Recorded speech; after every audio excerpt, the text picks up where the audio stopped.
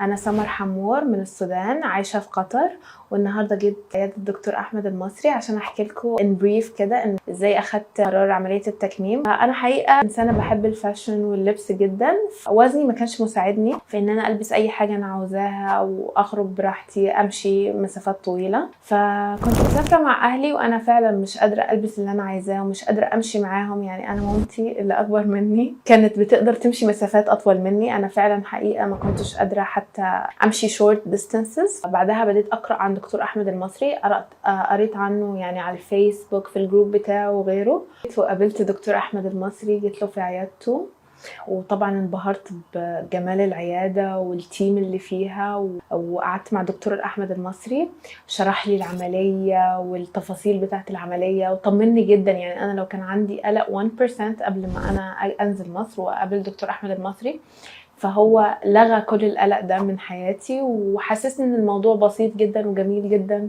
صراحة هو انسان يعني لطيف جدا وجميل جدا وعنده ضمير جدا في شغله وبيحب شغله، فده شجعني جدا ان انا اعمل العملية.